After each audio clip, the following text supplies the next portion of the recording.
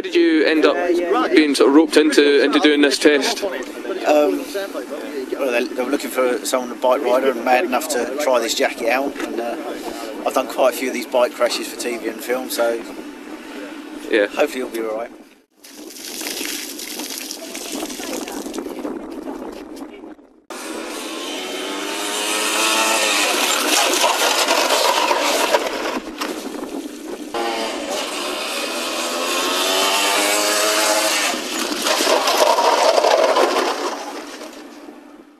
Professional stuntman, 12 years experience, what do you think of the jacket in terms of an airbag jacket? Do you think useful for motorists? Not? I think it's fantastic for motorcyclists on the road.